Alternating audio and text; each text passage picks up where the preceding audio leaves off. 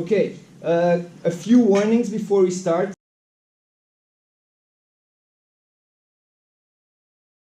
The presentation was called Content Marketing on the webpage.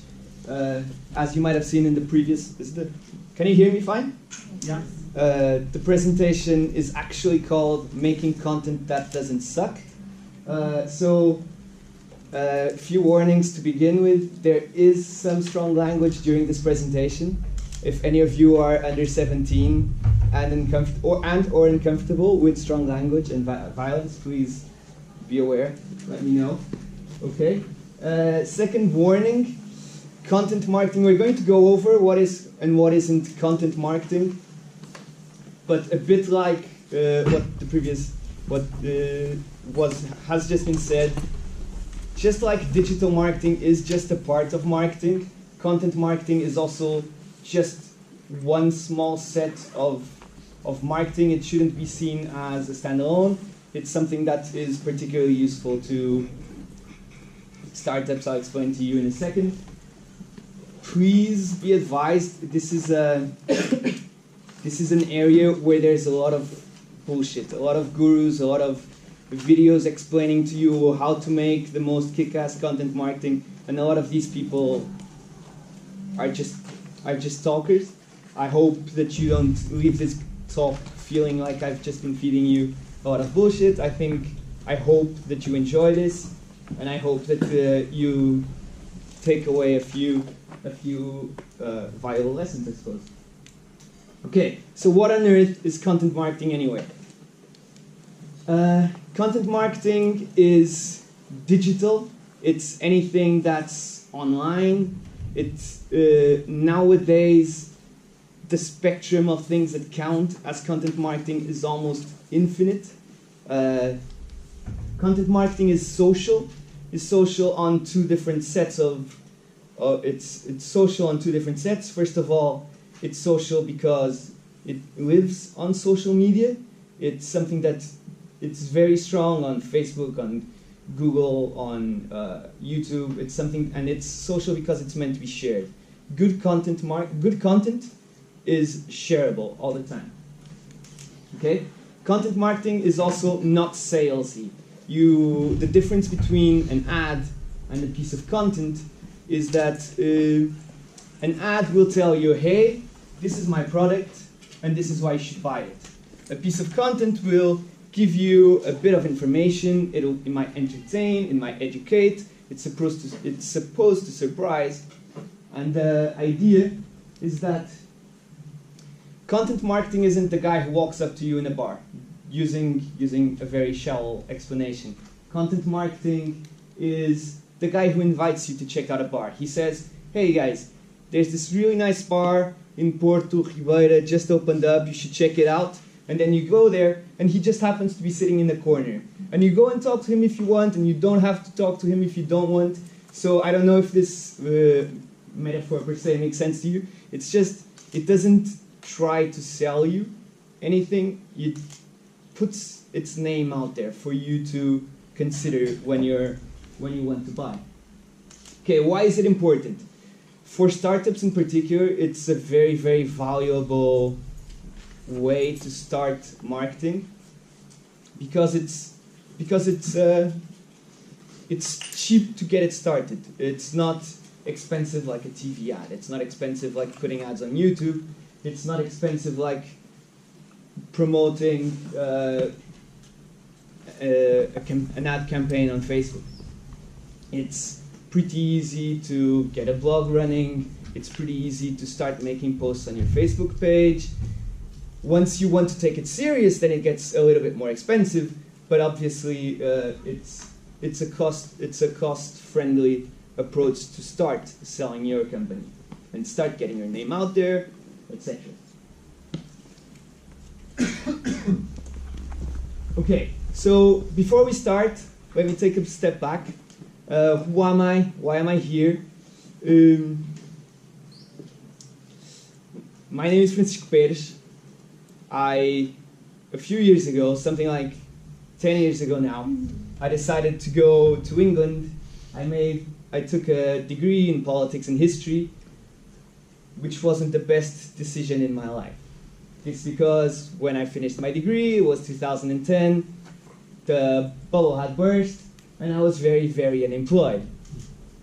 I was very, very unemployed, and I'd stay at my parents' house. I came back, couldn't find a job, and I'd be looking at this, and I'd lie at night, trying to sleep, and my eyes were wide open. And I'd be thinking, oh fuck, what am I gonna do now? So I tried a few different things. I tried running a bar. It was this bar, the one over there, in Mozambique. It was kind of cool for a time, but then you don't want to put me behind a bar. It's not a good idea. It's like putting a gambling man inside a casino. So I left the bar, and I tried a few other things. I tried diving for a couple of years, and then that wasn't as cool as it sounded. So I came back to my parents' house, and I'd be lying awake at night, trying to sleep, and I could be thinking, you know, it's going to be fine. I'm 24 years old, my degree is useless, but I have no marketable skills whatsoever, but I'm sure somebody will hire me. I wasn't. I was thinking, oh, fuck. Okay? Happily, not everybody was as pessimistic as me, and I had a friend who called me, and he was like, actually, Francisco, you do have 2 marketable skills. First of all, you make a kick-ass caipirinha. I do. It was rated top 3 in the world. Secondly, you write really well. Like, you have a blog, you like to write in it, and people like to read it. And I'm looking for somebody like that. And I was like, okay, tell me more. And he's like, well, I have this startup, and I need somebody to write copy for my website. And I was like, Miguel, did you just make up the word startup? And he was like, no, man, it exists. I didn't really believe him, but at this point he was offering me a job, so he could have told me I was going to join a flying circus, and I would have said yes. The startup in question, the friend is Miguel Santomaro, don't know if you've heard of him. The startup in question is Uniplaces. You might have heard of Uniplaces. And so I joined Uniplaces. I started the marketing team at Uniplaces. And I'd like to say that I found content marketing in Uniplaces, but it was more like content marketing found me. We all wanted to put Uniplaces on the map. We all wanted to try everything that could work. And I just sort of started falling into place and discovering the world of content marketing.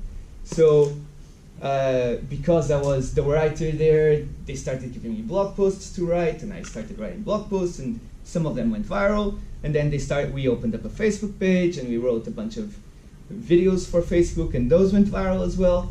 And so it was like, the more I did, the more I realized there was something here that I could do, and that was actually profitable for the company that I was working in.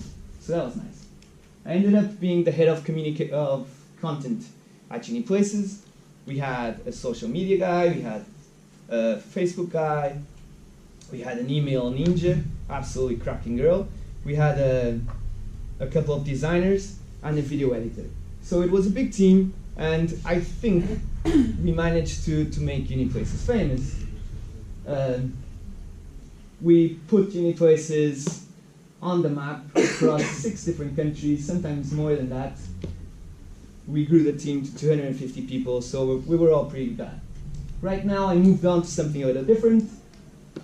I'm a copywriter and creative at Nossa, maybe because if you don't know the agency world, you might not have heard of Nossa, but it's one of the top 10 agencies in Portugal, and it's been, for 2 years in a row, it's been considered the best digital agency in Portugal. Okay? So I know that right now I'm doing copywriting, but I still do a bunch of content freelance and even at the agency, and I've noticed that there's some things in which, creatively speaking, advertising and content have in common. And that's what I'm going to go through with you right now. It's 3 little points of where content and advertising meet, and these are 3 little lessons to take home to try to make your content not suck. Okay? First of all, statistically speaking, your work is going to suck. This is Sturgeon's law. He said it, not me. Okay? Sturgeon's law says that 90% of anything out there sucks. It's shit. And this is true if you think about it. Books, movies, whether it's sci-fi or westerns or romances, music, whatever. And so, if you don't put a lot of effort into trying to make good work, it's not going to happen by itself. Okay? And so the first takeaway here is, if you're not ready to dedicate some time and effort into making things not suck, they are going to suck. And results will obviously be an inspiration after that. Point number 2, you have to know your audience. You have to know who you want to target. You have to know who you want to surprise, who you want to wow, who you want to read your blog post, who you want to see your Facebook posts, who you want to see articles about you, who you want to find you online.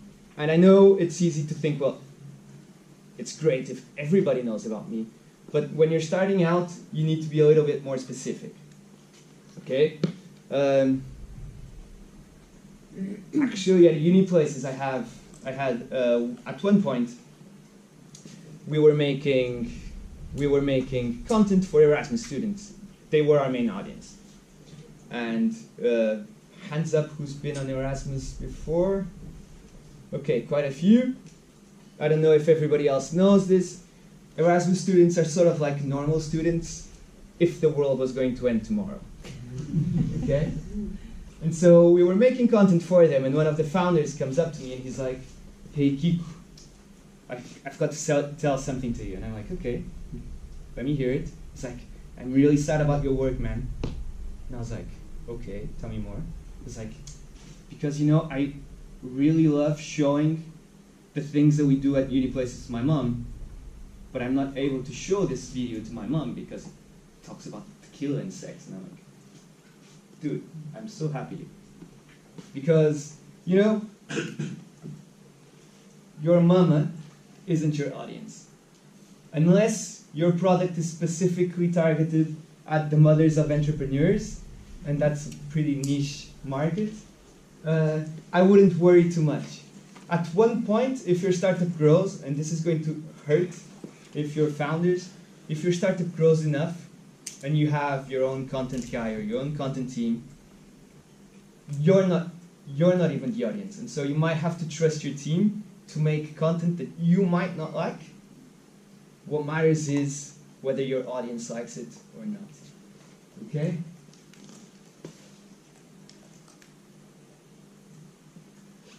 Point number 3, and this is going to sound strange. Once you find what your audience likes, you don't give it to them. Okay? What do I mean by this? Facebook nowadays, once you get a few hundred followers or whatever, you can go and see your audience insights, and they tell you, okay, your audience likes these movies, they like these books, they like this and that. Wild guess. Your audience is going to like Game of Thrones, cat gifs, and dancing videos that say Friday underneath. Okay? I bet you $50. What's the problem with this? If you start making cat gifs and videos saying Friday, woohoo, let's dance, they're going to get shares, they're going to get likes, but nobody's going to remember you. If you only give your audience what they already like, it's like they've seen it 100 times. They're not even going to know your name when they press the share button. So you need always to surprise your audience. You need to know your audience a little better than it knows themselves. I'll go into this later. But it's important to bear in mind that it's not always easy finding out how to surprise your audience, how to give them content that they're going to love. but they haven't seen before. But this is everything. This is the make or break. Moving on to what makes content great, and the reason why this presentation isn't called Making Content Great is just pure honesty. I cannot teach you in 60 minutes how to make great content. I can't.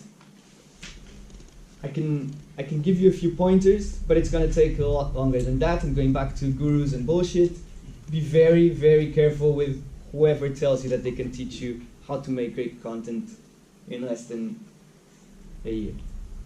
Okay? First point in making content worthwhile is having a very solid purpose. You need to know what it's there for. You need to know what the point of it is. And this is having a good marketing strategy is critical.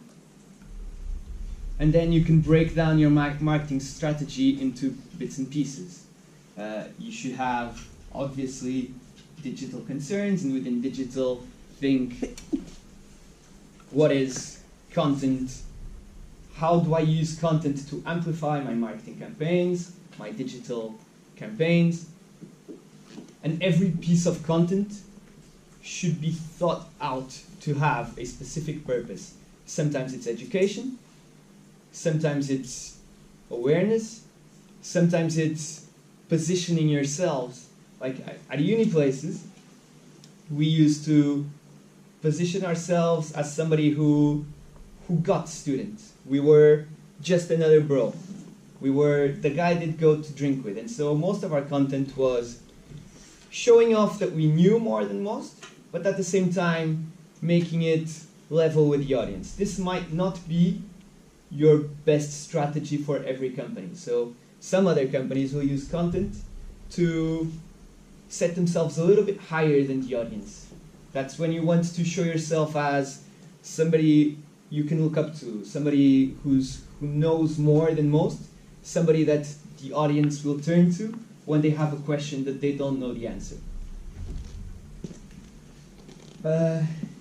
This little thing, I don't know, can you see it well? Do you recognize what this is? Pac-Man? It's the Google drawing for the 30th year of Pac-Man. You can see it better at the back. Sorry, you guys. So these Google drawings for me are fascinating because people think they're fun. They don't really think about them very often. But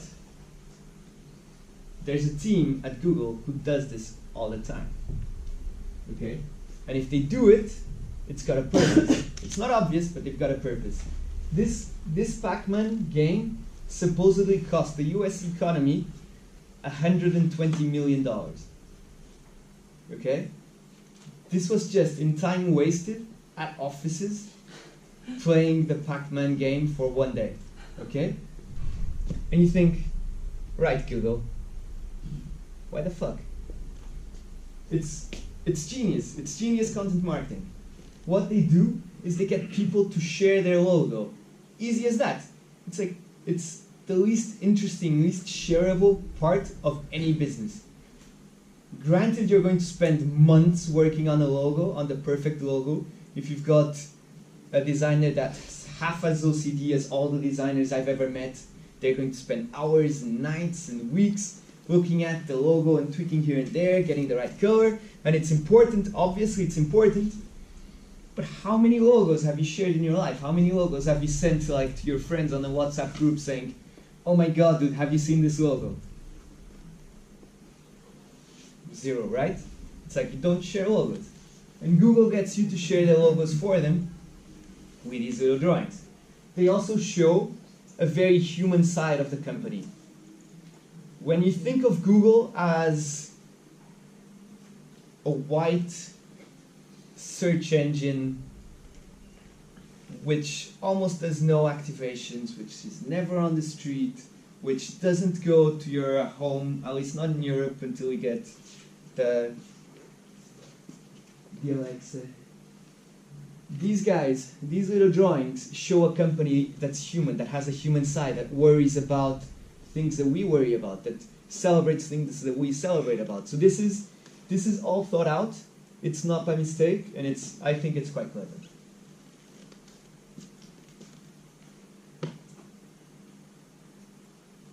As I said before, you also need to know your audience a little better than it knows themselves.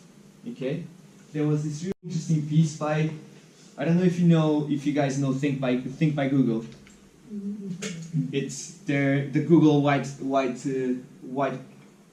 paper database, and they do a lot of interesting studies, and they research things really well and then explain them very carefully. And a few days ago, somebody shared with me this piece, and I think it's really interesting. It's called "The Rise of Personal Searches," and it's about how nowadays people turn to Google. Before you turn to Google for more general questions, like how do I find the way to Cambodia, or what's the best trip to make in summer 2018. And nowadays people are turning to very specific, very personal questions. They're turning to Google with questions that are about themselves, like how often should I wash my hair, and do I look pretty in this dress, okay? And so it's sort of strange that this is happening, but it's happening. I'm gonna stick around for the second conversation. I'm really interested in seeing if SEO is really dead, because this kind of shows me exactly the other thing, is that actually search engines are getting cleverer more than ever. Sure, link building or whatever might be dying, but SEO is still going to be pretty important, because Google is going to be where most people find the information that they need. And concerning the rise of personal searches and knowing your audience better than they know themselves, I've got a good example here, which I find fascinating. In advertising, we call this having an insight, which is a little piece of information in which you know your audience really, really specifically. There's like this little magic nugget about your audience that triggers the whole thought process, that shows you the way to communicate with the audience. And there's this agency that I like in London, and they realized something. They wanted to bring awareness to the war in Syria, to the refugee situation, to the refugee crisis, and they wanted that information to land in the hands of people who were going to be empathetic with the situation, so that they could try to leverage some change. This makes sense, right? And so what they realized was that the number one question of people who didn't know enough about what was going on, but had enough curiosity to become empathetic, was this question: what was Syria like before the war? Reggie guy, can we click the link on this image so I can show the website to you guys? Is it quick? No, okay. Never mind, you can check it out later. It's called Searching for Syria. Uh-oh, I broke it. Não dá, ok. Tranquilo. It's called Searching for Syria, and it takes this little insight, which is people who are going to be empathetic were searching for what was Syria like before the war. And so it goes with all the information that Google allows. This is it's a Google partnership, and it looks at really good pieces of information, and it's not just what you think. It's not just brilliant content. It has lots of videos, lots of photographs taken before and after, but it also shows you stuff like what were Syrians searching on Google just before the war broke out. And it shows you like such a human side to it, that the most searched things in Syria just before the war was what are the fashion trends for summer, and when is the next Gorillaz concert going to be, stuff like this. And you see this, and you're like, oh wow, these guys, I could have been making this search.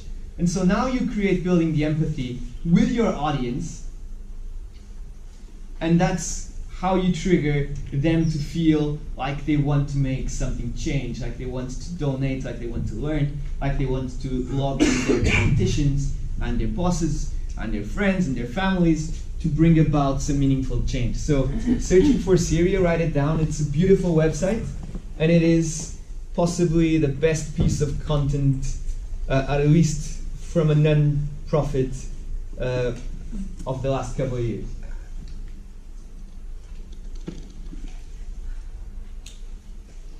What makes content great also, and going back to cat gifs and Game of Thrones jokes, is it has to be unique. It has to be the first time that your audience is seeing this, if it's going to click. And there's a really interesting way of thinking about this sweet spot, which is, think of it as an X. And on one line you have what your brand has to say, okay? And everything that only your brand has to say. So what is specific about your brand, and what is specific about what you want to communicate? And on the other hand, there's a line going across which asks, and what does your audience want to know? What does your audience want to hear? What does your audience want to see? And there's a magical point, it's called a sweet spot, where those two lines touch. And if you find that sweet spot, you're talking to your audience, showing them stuff that only your brand could say, and only your audience could care about. And that's big.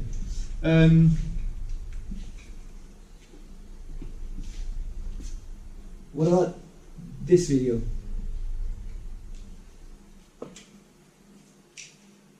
Oh. Okay.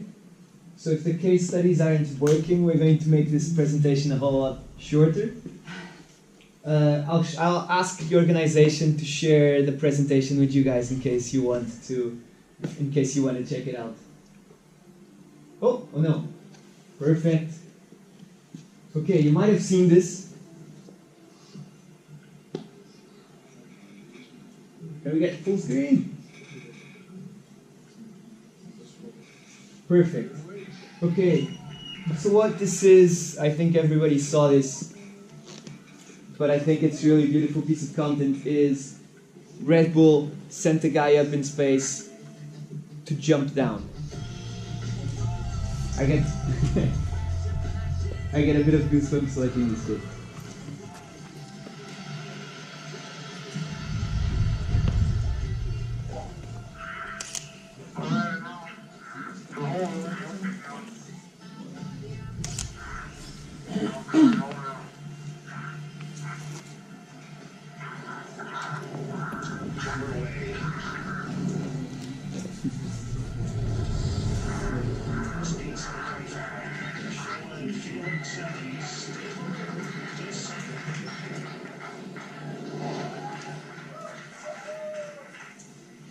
Okay, and so seeing a guy jump up from space is the kind of shit that only Red Bull would be crazy enough to try, and only Red Bull's audience would be crazy enough to enjoy.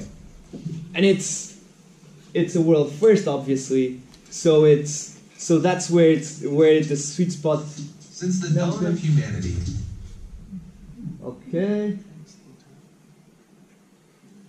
And so it's that sweet spot in which you find yourself showing something that nobody's seen before, and that's really, really specific to your brand. Point number 2, it's got to be original, okay? And here I'd like to show the case study.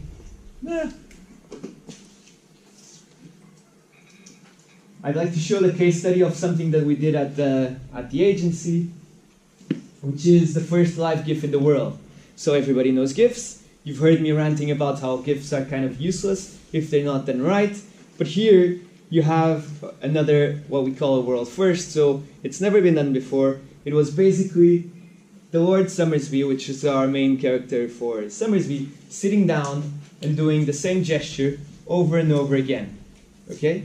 Filmed for 24 hours, and there weren't any cuts, there weren't any scenes where he could go to the bathroom. He was literally sitting on the table, on the chair, drinking over and over again.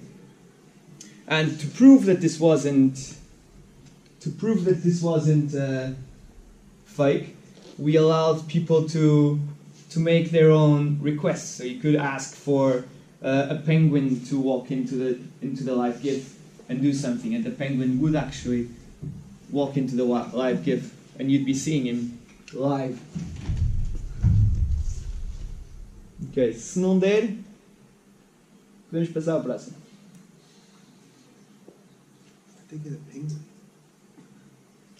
Seguimos? Perfeito. In the world dominated by GIFs and live streamings, Summersby Cider knew that bigger had to be done. So, to launch the endless freshness of the new Summersby Citrus, we present the first live GIF in the world. GIF and live streaming together for 24 hours. The entire world could watch Lord Summersby repeating the same movement, repeating the same movement, repeating the same movement. Through the online platform, the Cybernauts could interact and choose which guests could join the party. Penguins, giant tongues, Eskimos, polar bears, dancing teachers, kung fu masters, the Yeti, yes, the Yeti, and a lot more. Even some celebrities showed up that didn't want to miss such an historical event. During the whole time, hundreds of GIFs were being generated to be shared on social networks. The results, well, more than 100,000 visits during the day, and not only from Portugal. Lord Summersby was seen in Italy, France, Brazil, London, even Adwick went live on their websites. An innovative way of communicating with incredible results. Never earned media was so earned. And everyone learned that the freshness of the new Summersby Citrus is endless.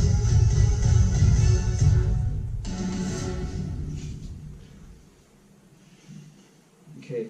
This case is supposed to be a bit daft, a bit over-exaggerated. It's just a brand. Just a brand talking in its own specific way. Besides being a world first, obviously this connects to what I was saying. It's the kind of thing that no other drinks brand in Portugal could try to do, we think.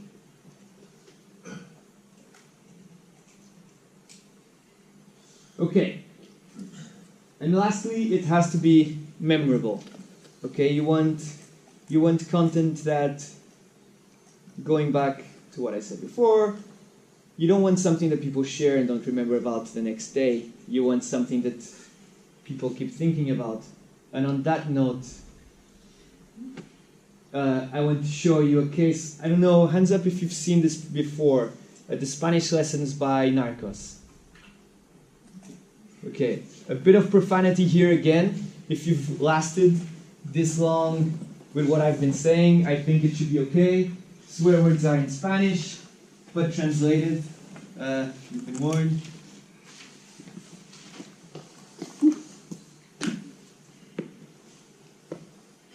While we wait, special request, if any of you have a good camera phone, please take a picture of me talking. I need to show this shit to my mom.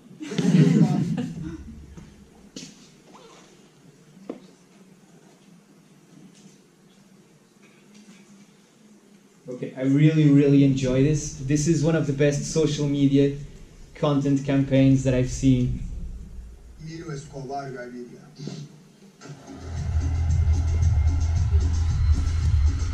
Plata o plomo. Plata. Coma, mierda. Coma, mierda. Plata o plomo. ¿Es mi plata o no es mi plata?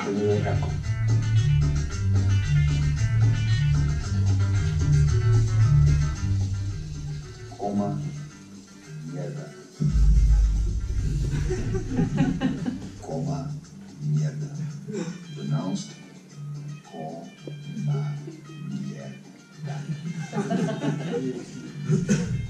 Como mierda. Como mierda. Como mierda.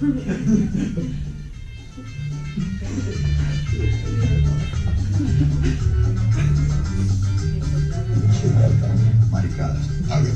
Malditos malparidos. It's something pretty common in Spanish.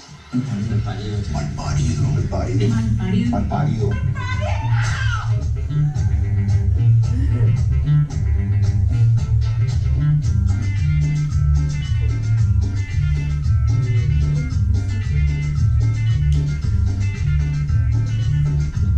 And the really interesting thing, and why I say this is memorable, is because the moment they stopped doing these things, people went on Twitter and Facebook asking Netflix to do more of them. Okay, so that's when you notice. And they were like, yeah, sure, we'll make more.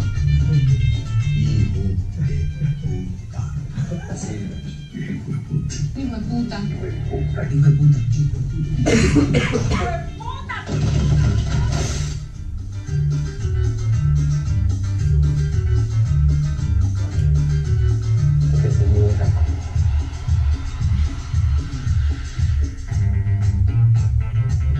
Como mierda.